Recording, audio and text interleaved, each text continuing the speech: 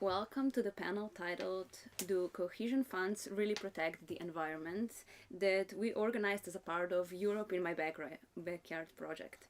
The project Europe in My Backyard aims to share information, debate, and offer high-level analysis regarding the impact and perspectives of the European cohesion policy in 6 countries, including Slovenia. It is an initiative that is promoted by 6 European local and regional radios like Radio Študent. At Radio Študent, as a part of Europe in My Backyard project, we explore many areas of cohesion policy.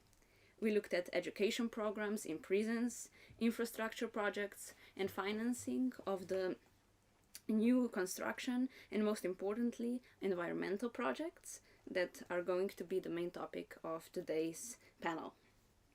The panel will consist of 2 parts. The first one we already started. We're going to talk about cohesion policy in general and how it works.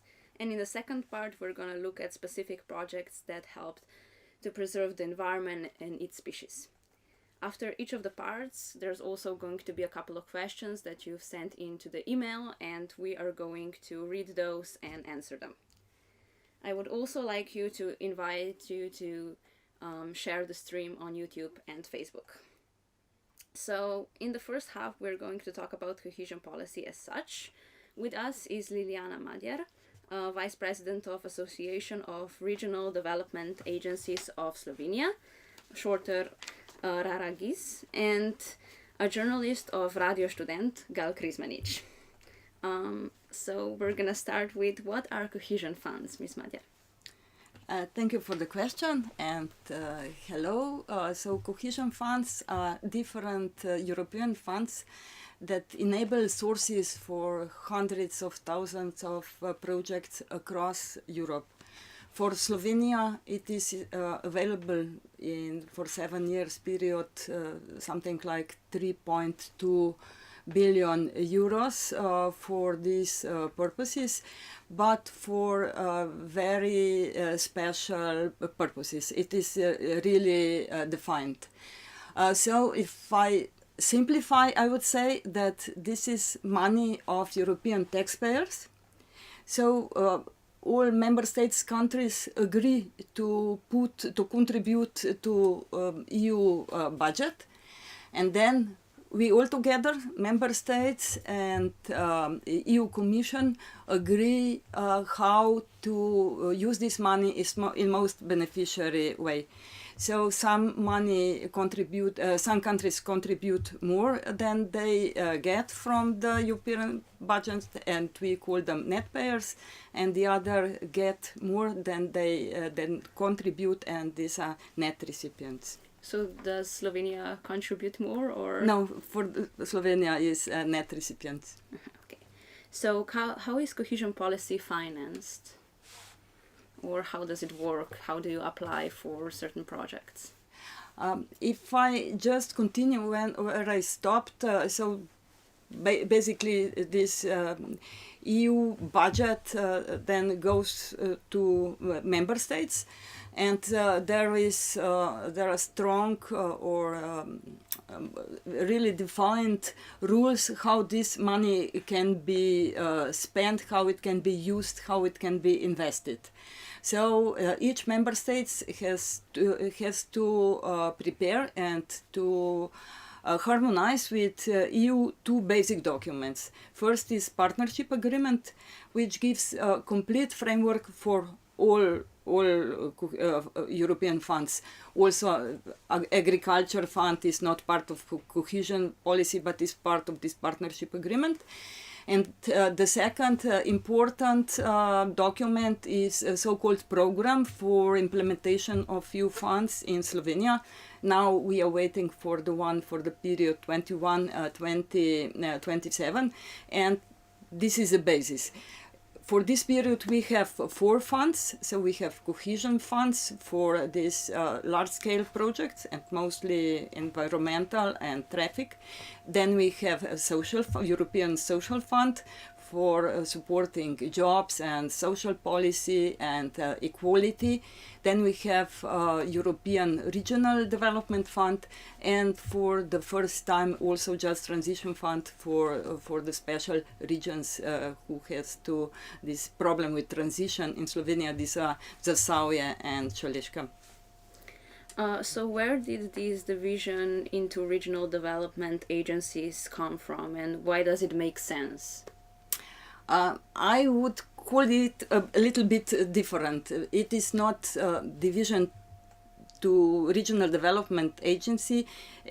I would say that we are talking about allocation of European funds to development regions. I think it makes more sense. So first, these funds are contributed but allocated to 2 cohesion regions and then to 12 development regions. But regional development agencies are basic development institutions in each of these regions, and we are responsible that everything operates like it should in this phase of preparing, of planning, of programming and implementation. And we are not talking about 3.2 billion, but this is just one part of money. We are talking about 460 millions, which will be used for implementing of regional projects on the regional level. As I said, the whole amount expected for the European cohesion policy is 3.2 billion of euros. So we've already seen that there's been many projects that have cohesion funds. So what kind of projects did we look at, Karl? Yeah, I think that we looked 10 projects, but probably the one type that was particularly interesting are projects that deal with environment, specifically about building up ecosystems, for example, on Pohorje and on in Posavje. And these projects were interesting because they opened up a lot of questions in local communities about the purpose of those, and because local communities often see those projects in light of their potential of these regions for tourism, and on the other hand, how does those policies clash with activities like tourism. For example, in Pohorje you have the skiing resort, and we covered a project that dealt with revigorating forests there. And for example, beaver population in Podravje region, where you have a lot of controversy with farmers and with some communities that feel like those projects maybe have negative influence. Those what needs to be done for example, beaver to return, that this is in contradiction to safety about floods, for example. And other area that we covered quite a bit is infrastructure building. So, for example, so-called the drugi tir project, or second rail between Postojna and Koper, Divača and Koper, that is heavily funded by cohesion policy, and I think that this was one category of projects that were quite popular in a sense, because this is something that government is reluctant to fund in its regular budget. So we have systems in our government that finances, for example, very large programs of health and education and so on, and also support for small businesses and such things. But infrastructure projects that are unexpected expenses on part of government or on part of local governments also, especially local governments that have trouble financing these projects. This is where cohesion funds were very prominent and were very popular. I don't think there is a lot of controversy about whether this is smart, whether this is smart to invest in so-called concrete, but I see it more as mirror image of the fact what government is, our government, regular government is willing to finance on its regular business, what is not included in those programs. I think it's interesting to think about some things that the investments, either that are projects, so they have beginning some planning, initiation phase, and then they're concluded, and then you have programs that are on continuous basis. Yeah? So I think cohesion policy also forces governments, local and other institutions that organizations that rely on cohesion funds, that they operate in terms of projects and not in terms of programs. So what kind of projects are mostly popular? Yeah, I mentioned infrastructure projects, so we visited second rail, if I use this English pronunciation, drugi tir. That is something that was very welcomed. Also, that was not particularly controversial. Also, in local communities that had a lot of support on level of government, Slovenian government, and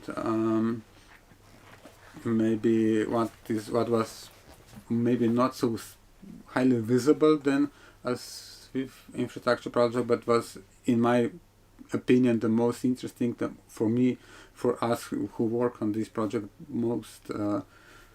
We liked it the most was project of for education of prisoners, of integrating them in back to. I mean, it's not the best way to say, but integrating into the workforce. This was something that I think proved itself to be quite something that is also popular with people who are in fact receivers of this activity. So with those prisoners who are involved in project. So if we go back to the structure, what is the role of regional development agency, for example? Oh, we have a long list of our roles, but I think today we are talking about or discussing about cohesion policy, so I will just focus on 3. So first is strategic planning. European funds operates in 7 years periods, and for 7-year period we have to prepare so-called regional development program for each of 12 regions, and we have to harmonize this program with EU policies and find agreement in region on priorities, on strategic goals, and also define key regional projects. So this is really important, so that on a long run we can plan what is really important for added value for the development of the region. Then, of course, this regional development program has its implementation document, and this is a so-called agreement for the development of the regions. And we prepare also this document. So this is basic part of this document is a list of these priority projects, and it has to be approved by the decision-making bodies in the region. So we know that we are not governmental regions, but we have 2 decision-making bodies. One is Council of Mayors, So it consists of all mayors in my region. It's Ljubljana urban region. It's 25 mayors. And we have development council where we have also representatives of the companies, NGOs, so this mixed structure. So this way, in all 12 regions, we allocate this. We will allocate this 460 millions for regional projects. And I think what is really important in this whole area of cohesion policy, we are excellent partners for creating of projects, for implementation of projects. I think that we write stories, so we translate these local needs into regional projects, and I find this like really added value for the development. So, how are regional development agencies connected with each other? Yeah, so we do not have this governmental power because this is structure of political and governmental system in Slovenia. But we are stronger when we work together, when we are discussing policies with governmental institutions. We need some stable environment for implementing and projects for law, and we are then connected into Association of Regional Development Agency 20 years ago, and so we work like an association. And what is the role of the Regional Development Agency in relation to cohesion funds? So how do you, for example, decide which projects are you going to choose and which are priority projects? Yes, I think that basis I said I defined when I said it's a regional development program, which defines our priorities, our key projects, but it has to be harmonized with European policies. So we have to respect also these European policies, and this defines contents in which area project can be financed. Then second important part, financial sources. So how much money is available for a region, for one of these 12 regions, for each of them. And then when we know this, then it is important how far projects are prepared, how can they be implemented. The financial structure has to be closed, and when all this is okay, then we prepare list of projects which is adopted by these decision-making bodies in the region. And how are funds distributed between different projects? So how much money does a certain project get? How do you decide that? This decision is, we have on one side we have available funds and contents that could be or can be financed. On the other side we have these different projects and the different projects, and then it is needed to find this equilibrium, how much it goes. This is so-called programming in the region. We have to negotiate it and then find a solution that everybody is satisfied with. So certain projects have to sort of make a plan how much funds they would need for, to just finish the project or whatever. Yes. Each project has to have plan for its lifetime circle for financial construction. So no construction structure, and then it's a process to find this solution that are solutions for everybody. So this year we also have a special program that we call Obnova in Odpornost that is dedicated to COVID-19, or it's connected to it. So what is this program, Gal? Yeah, so this is this money came out of desire of Brussels to address COVID-19 crisis or its economic consequences of what we needed to do in order to avoid unnecessary illnesses and deaths and spread of disease back in 2020 and 2021. In total, there is 750 billion euros available. Part of that is financed for the first time by issuing of, in a sense, European bonds. They don't want to say them, call them European bonds, but basically European Commission itself was given authority to borrow money that will be covered by contributions of EU members to the EU budget.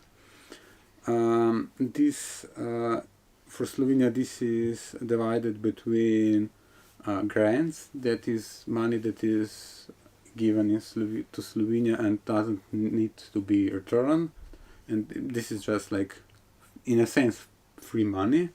And then there is also part of it that comes in form of fairly affordable loans. Slovenia decided that it will use all of the grants, which is about 1.5 billion euros, and just a smaller proportion of available loans. I think it was like just over 500 million euros, exactly. So And this was then given under conditions that is spent on certain priorities that are mostly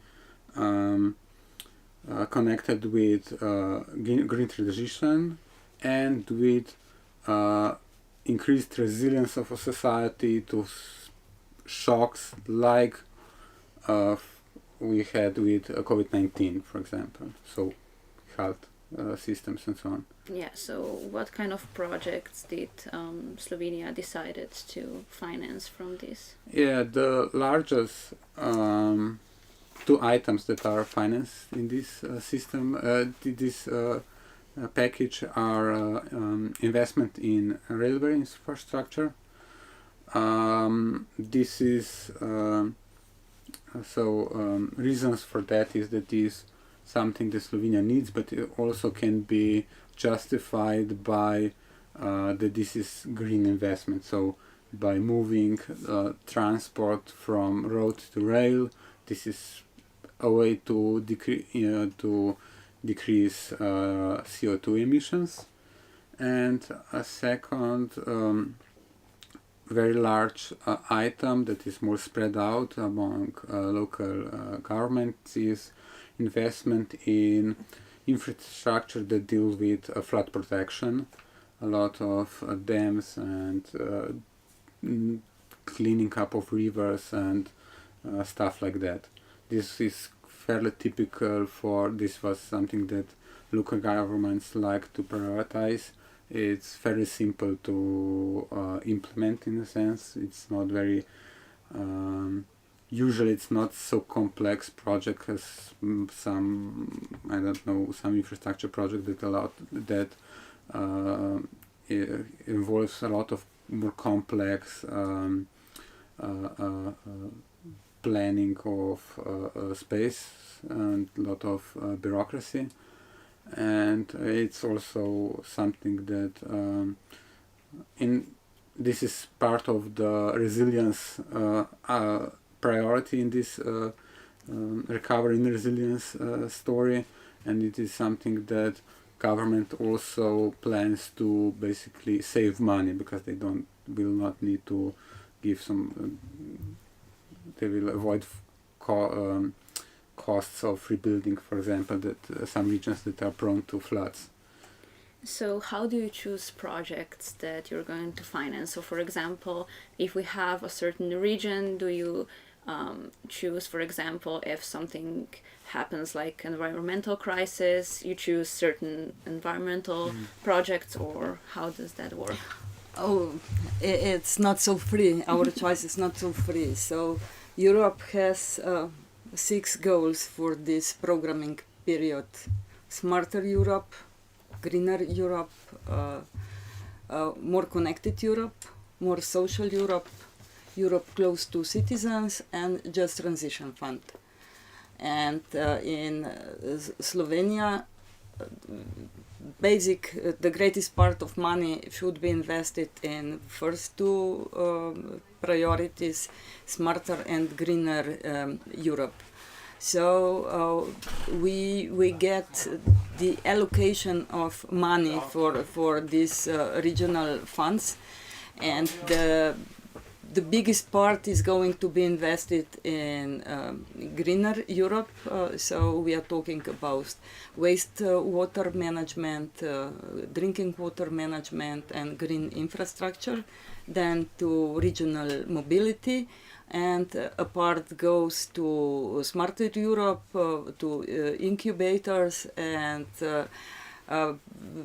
projects promoting entrepreneurship, and a small part to other priorities. So it is not just our choice, but in this framework we are trying to find the most beneficiary project, the best solutions for added value. But there is also quite a lot of leeway in interpretation how you justify some project in context of those priorities. So it's not, you have some space to relocate among with those priorities set. You have, I think, quite a lot of freedom to. Yeah, there is, but when there is waste management, you need agglomerations big enough, and projects have to be prepared. These are complicated projects because they need a lot of time for preparing of documentation. In some areas there is, of course, we are flexible, but if I say we cannot finance any any culture in the whole Western Slovenia, because this is not on the priorities of cohesion policy for developed regions. So these are the rules. Yes. So what are some of the projects that you would say people in, for example, Ljubljana region were mostly happy that took place? For example, were those environmental projects, infrastructure, education? I would say all of them. We just have to promote these projects, to tell people this is co-financed by European funds. I don't know, in Ljubljana you have from Stožice to waste waste management plant. Then we have a lot of these soft projects, bicycle trails, so a lot of them. I think we have to promote them, to convince people, yes, this is Europe, here is Europe for you. And there is a lot of small projects, like, I don't know, room for writing in Vodnikova Domačija or Cukrarna. I just got a few examples from my region, but there are hundreds these projects in Slovenia. So you would say the cohesion funds are very important, especially for the smaller projects. For example, they could not have done this without these funds. I would say cohesion funds are really important for Slovenia, because Slovenia is one of the countries where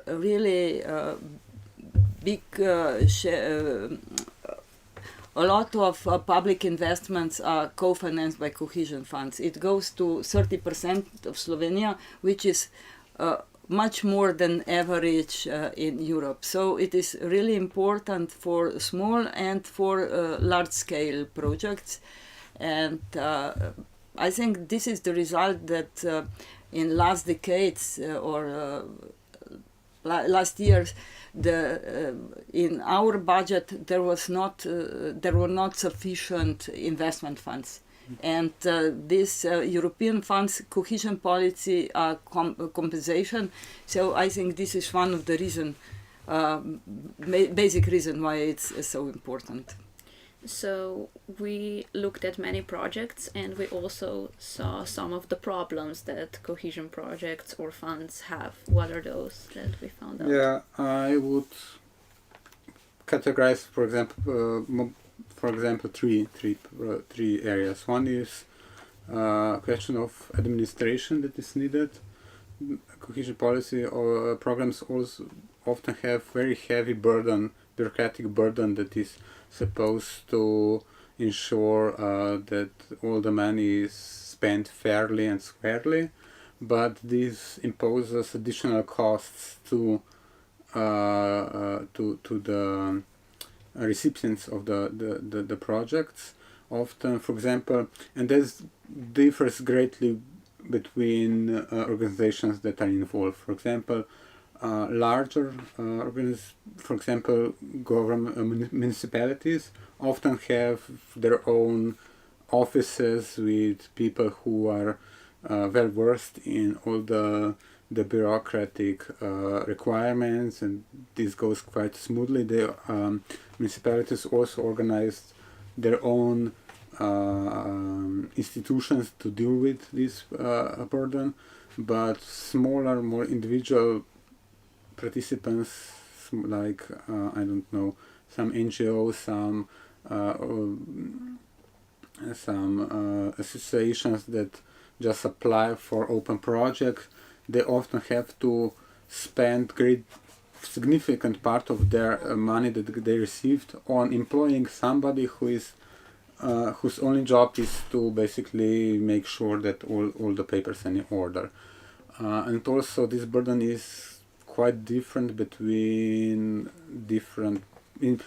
It's not necessarily the same burden for all participants. For example, often companies very rarely, in those projects that we covered, very rarely complained about this, that they have a lot of problems with this. Part of it is that also they have larger offices of people who deal with this stuff, but also some requirements, particularly in after COVID, were very light, and so these funds were very quickly approved.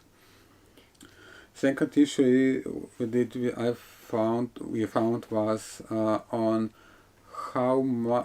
what funds are given to people who really need them. For example, we covered a project that helps to finance solar panels on the roofs of companies. We have in Slovenia a project that is a program. If I put this, I've mentioned earlier distinction between projects and programs. There is program for this kind of investment in households. So, for example, if you have individual house, you can install a solar panel by Ecos Club. Eco Fund that is financed by carbon tax. But for companies, there is still ongoing on several tranches European project on this goal. Every single company that I talked to, and I talked, for example, with 10 of them, said that they have business interest to invest in those solar panels even if they don't get the money. So it's totally redundant for them. They said that it's nice that they get, I don't know, 100,000 euros or whatever, but they don't need it because it makes economic sense for them to invest in solar panels regardless, because it reduces their electricity bill. So there is question if that is the case, why was this even necessary? This, of course, is partly connected to high energy prices, but on the other hand, this was so clear of a case that nobody that I talked to even questioned this, and they also have to finance it 80% on their own either way. So they only get 20% of the investment, which, if it makes economic sense for them to invest 80%, the last 20% is very vague if even they need it. And second, and the third area that I would point out that I found particularly interesting is to do with ecological projects, with environmental projects. So in the projects that are about biodiversity, about recovery of some ecosystems, that biologists are of split mind about not why we do it, but basically we are creating environments that are at the same time are supposed to be natural. So these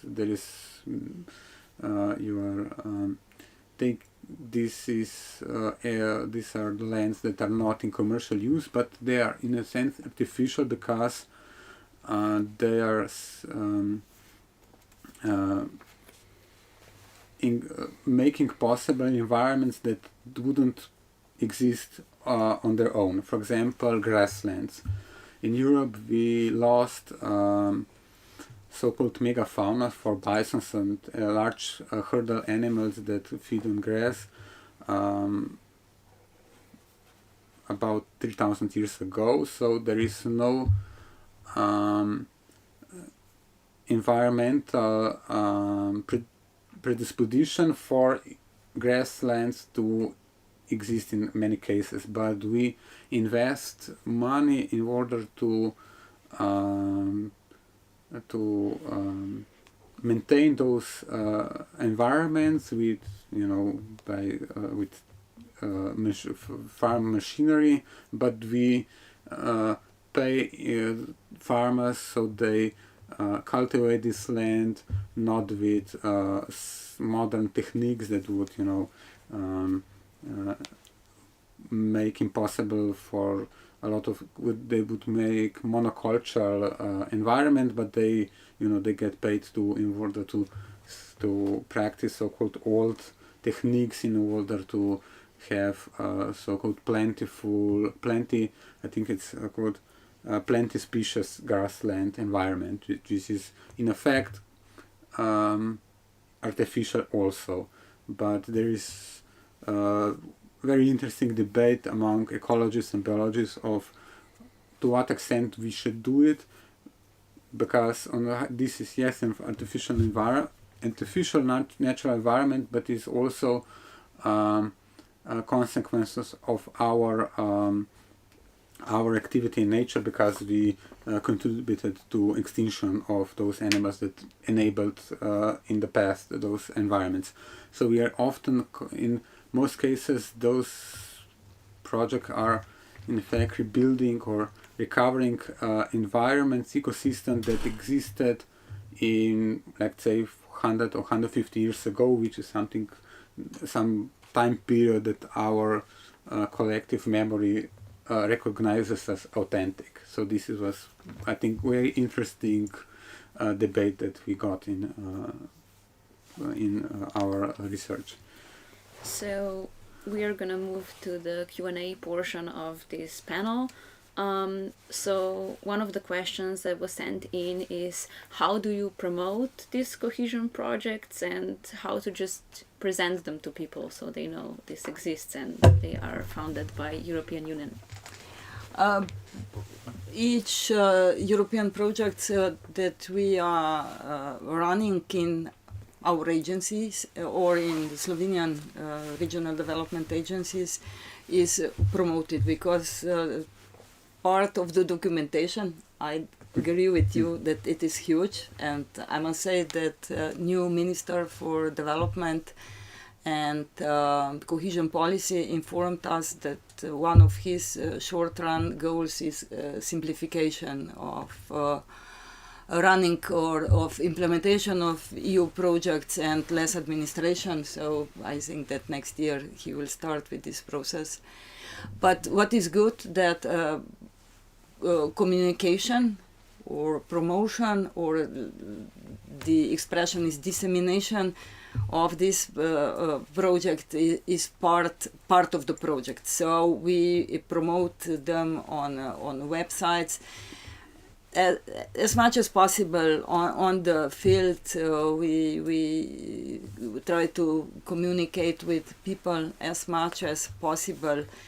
And I believe that we will do even more, because yesterday I was in Bled. There was a conference on so-called regional days, and there was Mr. Frank Schneider from Interreg Europe, and there was nice expression, knowledge, if kept to oneself and never shared with the world, tend to lose its worth. So I think we shouldn't lose the words, so we should communicate even more.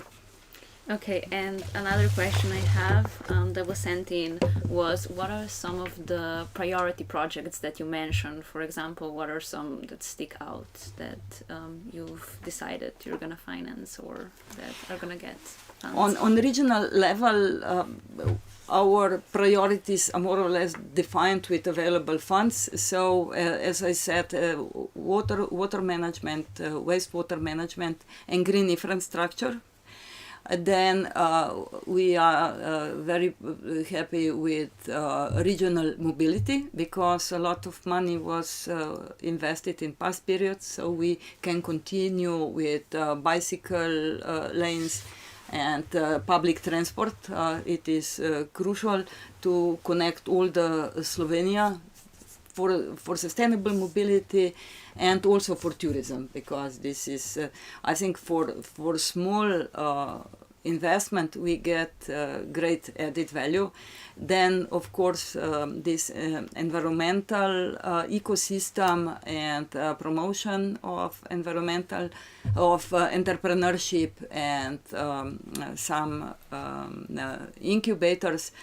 And we will also try to apply for some other funds. There are many different programs. The Repower is coming, Bauhaus is coming. So new programs are answers on the current policy challenges, and I believe we will be successful. Thank you both for your time and cooperation. On our panel, we're going to continue with the second part in around 5 to 10 minutes. So yeah, we will see you in the second part. Thanks. Thank you.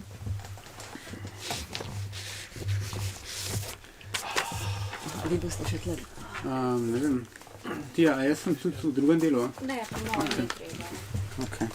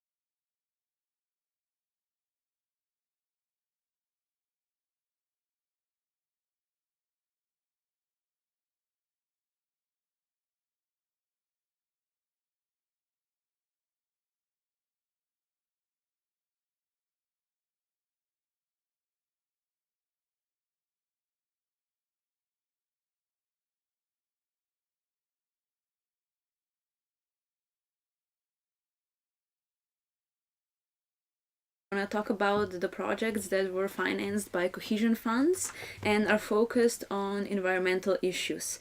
Radio Študent covered quite a lot of different projects and organizations that are environmentally based. We talked about saving species like beavers. We also talked about particles in air and how to measure them. Even when talking about infrastructure projects, we try to look at how changing the riverbed and building new facilities can damage the environment and natural habitats. So today with us is Nena Bibica iz organizacije PINA. And PINA was a partner of project named Zelena kohezija or Green Cohesion. So let's start with what is green cohesion? Hello everyone. For the beginning, Green Cohesion is actually an awareness raising project. Was financed by European Union, and the aim is to promote cohesion policy.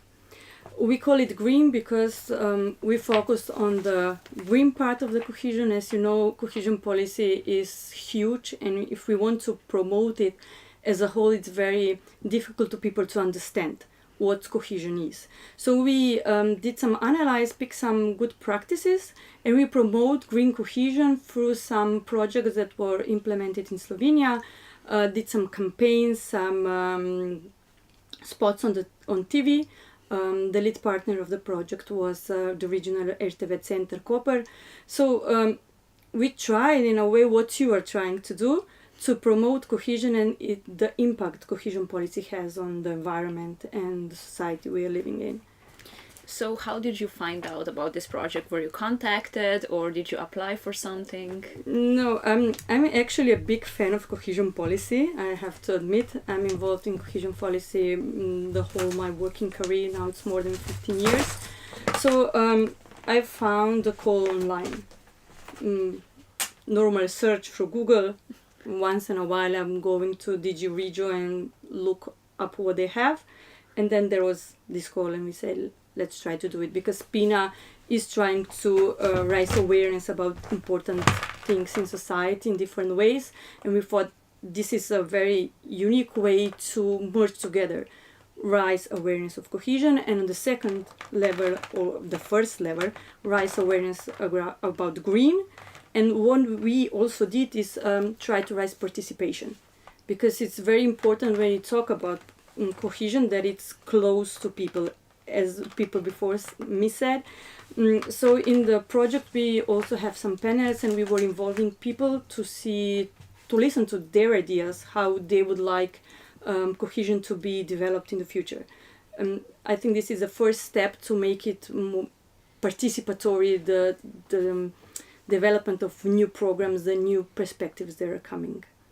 So what was it like to apply? Was there a lot of documents to sign? Did you have to make sort of a plan for finances, or what did you have to do? This call was very easy if you compare it what the cohesion calls are. If we are talking about national calls or Interreg calls, are very more complicated than the one we applied for this project. Of course, also if you have lump sums or flat rates, it's very important that you have an idea of what you're going to do and how much it will cost you.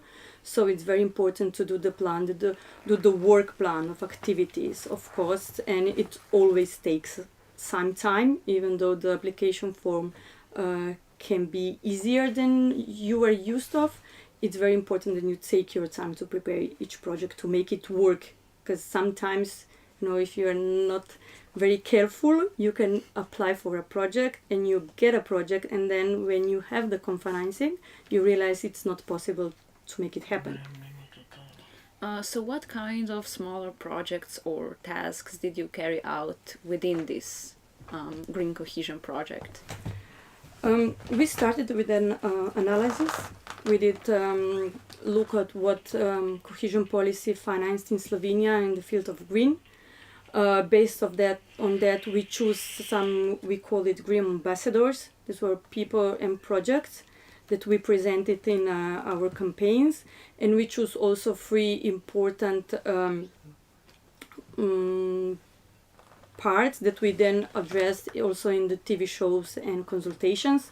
and we focused on low carbon society, on biodiversity, and circular economy. And we try to involve people through Facebook, having quizzes, having questions, asking people, what do you think cohesion policy should do to respect nature? Or what do you think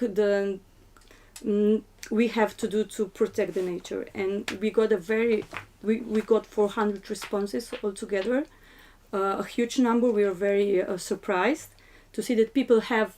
Sometimes we hear that people don't care, and it's not true. A lot of people really care. We just don't know how to listen to them and then how to implement what they're saying in some very important documents. So do you think that enough cohesion funds are intended for environmental projects or things like green cohesion? Or there is never enough money, I would say. But there are a lot of funds. Like I said, green cohesion, it's not co-finance, but cohesion policy. So if we took all together, we have the cohesion funds, and we have a lot of other funds that are available in Europe. We just need to take some time to look at all the different programs. I myself, I would say, I know a third of them, and it's a lot. But if you open all the websites of the European Union, there are a lot of funds. And then we just need to learn which idea is ideal for which program. Sometimes it's very important that we know how to combine different programs. So if we do an investment with cohesion policy, which is possible, then we can do the program by another program, co-finance. And in this way, we can duplicate the results and the impact we have on the society, on the environment. But when we talk about environment, yes, of course, I would really like we invest more. I would really like my kids to see some species that are nowadays living. For example, if just I took my mother. When my mother was young, there were a lot of seahorses in Slovenian Sea. I never saw one, and it's just one generation. So it's scary to think what we're going to leave to our grandchildren. Will they be able to open the pipe and drink water?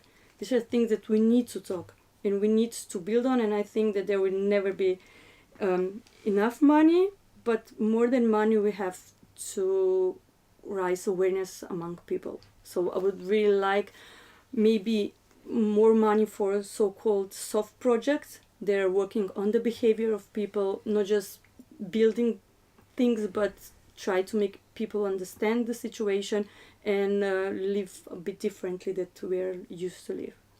so did you have any other projects that were environmentally focused before green cohesion, or was that the first one?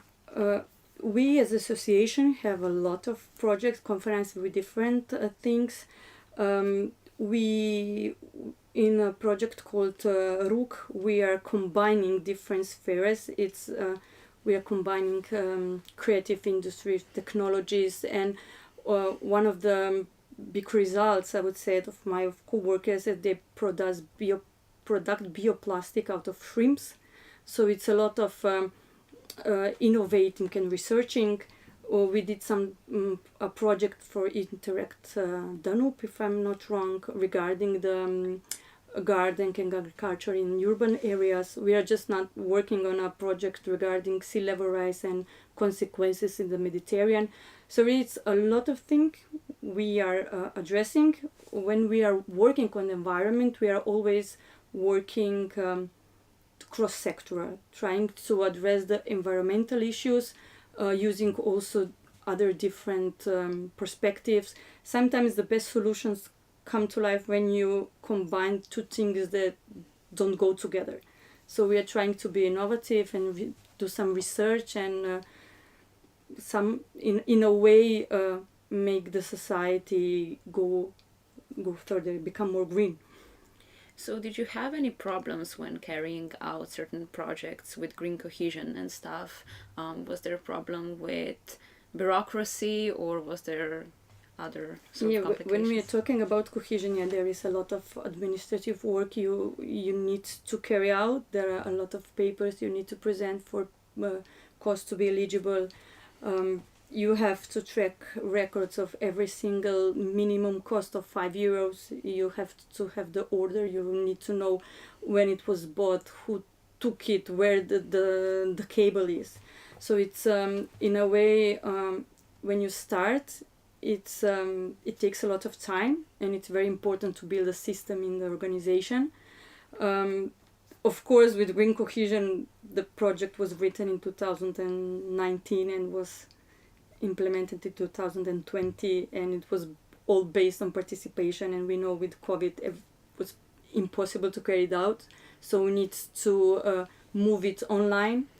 So this was a big part also why we were really late with some activities, because we were waiting and hoping, but then at the end we just realized it's not possible. Otherwise, yeah, you really, with papers, you need to be careful, and you need to be careful that you are doing things you applied for. Because sometimes when you're implementing, you would just like to do something else, but if you didn't plan it, then it can be not eligible. So it's a lot of thinking for the preparation than for the implementation of the project. So let's just talk a little bit about PINA in general. Mm-hmm. So what do you do as organization? PINA is an association from Koper. It's something more than 20 years old now. And in fact, it's very difficult to explain what I said, that we try to innovate and in a way help the society to develop in different fields. We have a very strong educational part, and we have this creative part, and we have the participatory part. We help some municipalities to do participatory processes. We innovate in the field of education, we did a project with Norwegian funds when we were trying to support people to get employed in the non-governmental organizations. There is a lot of NGOs who need people, but for a reason, when you finish your studies, nobody thinks like, I would like to go to an NGO. It's like, are we going business or we are going public sector? But this is there, and NGO, it's a very important sector, and we make young people, the opportunity to get to know some organizations. They have practical work there, and I think 4 or 5 of those find a permanent job in these organizations. With the RUC, I already mentioned, we opened a lab that makes possible to people to innovate. We are also cooperating with a high school in Koper. In the environmental field, we are trying to combine sectors, so it's a very active organization, and we are always trying to react to what is going on in society, and sometimes work ahead of to address maybe some questions that will be a problem in the future already, so that we find ourselves prepared. So are you gonna apply for any projects like Green Cohesion in the future? We already have Green Cohesion 2. It was approved this year. We started the 1st of October, and it's called Green Cohesion for Young People. So this time we are trying to involve young people, and we are doing the peer-to-peer approach. We are having also Zavod za employment this time on board, so they will have debates about cohesion policy. We will cooperate with primary schools and media classes they have, so that young people will report about cohesion policy projects in their environment, and in this way probably young people will understand better what cohesion policy is. I think you have the same problem when people ask you what is cohesion policy, and you start with the Slovenian word, and now it's getting too complicated to explain. We will do something like a notebook with infographics about cohesion, and we are again having RTV Koper on board, so we will have again some spots and interviews, and we will talk again a lot about cohesion. in the future. So what is the main difference between this project that is sort of a continuation of the last one and the green cohesion? This one is focusing on youth.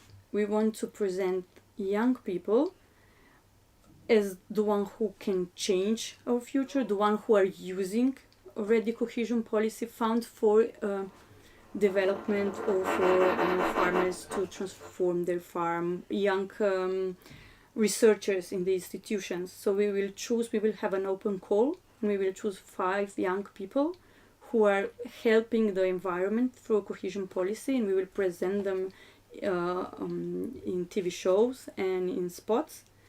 And we will make possible for young talented journalists to have a production on TV Cooper at the end for the winning media class.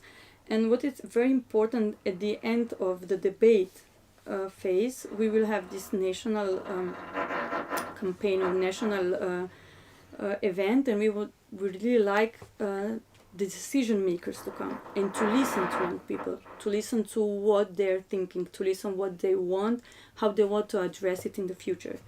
Because we are creating the environment for young people, and it's very important that they have the word and the right to say what they want and how they want to address it. Because if you're going to see there is a research, if you're a parliament, I think that it's a very low number of young people who think that they're included in important decision-making processes. So we would really like to give these young people the opportunity to say to someone that can implement their wishes or their solutions. So we're gonna move on to the Q&A part. We've got 2 or 3 questions, I think. The first one being, how did you promote Green Cohesion project? Did you do it on social media? Did you go to certain organizations and talk to them? How did that work? Green Cohesion was a promotion itself, so we have this very successful profile on Facebook. We had page on the MMC, on the portal of RTV, the national TV. I have some numbers, I think it's with 37 journalist initiatives on TV. We have free TV shows, we have free conversations, so we did, 10 or 20 quizzes to attract people to see the profile. We have 37 posts on MMC. It was a lot of promotion, and I think this is something we need to do when we do projects, because not long ago I heard from a member of the commission, cohesion money and cohesion policy is made for people. So if we do a project and it doesn't have a reflection of people, or people don't know it, then we have the thinking cohesion policy does nothing for us. But I think that everyone, if it goes in the environment he or she is living and pay attention, there are a lot of things that have been done with kindergartens, with schools, with roads, with saving biodiversity. So it's, I think we missed the opportunity to promote it in the past, and I think it's very important that we talk about it, and that we talk about it, that you talk about it. So because maybe more people that know about cohesion policy, more people will be able to prepare a project, and then more project we have, more possibility we have to have very good project. So was there any smaller project or something that you did that stuck out to you, that was, you would say, oh, that was a really good TV program, or that was something that I'm really proud of that we were a part of? In Green Cohesion? Or in general? I'm proud of a lot of things in general for the organization I'm working for. I'm not for a long time here. I was employed in a totally different sector before. I think definitely raising awareness, it's one very important thing. I'm very proud when we are able to include people with less opportunities. I'm very proud of the festival we're having just now in Koper, called ISIS. Regarding green cohesion, I was very proud that my co-workers were able to create this profile on Facebook and were able to engage people to respond, because sometimes it's difficult. So we were really able to get a feedback from people and their ideas, and it's very important that we were able then to these ideas were then put in a document, and this document was sent to policymakers around. And I'm very happy that the Ministry of Infrastructure respond with what they are doing, saying we already do that and we did that, and we publish their respond so that people see that something has been done with their thoughts. I think it's very important that we show to people that, you know, we did something with it. That is just not, you talk with us and that's all, but the whole process of participation till the end, I think it's very important. I'm very happy that the ministry responded. I think this is very good signal for the future, that we will be able to include or to make the preparation of new documents even more participatory and inclusive.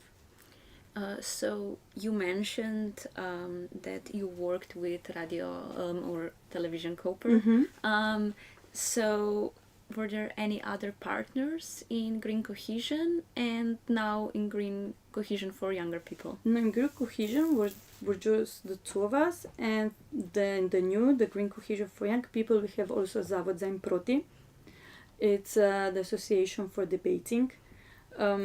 Because debating is a very important technique to talk and to discover different things, and putting cohesion in their debates will make the debaters research about cohesion, and they will learn by themselves what cohesion is.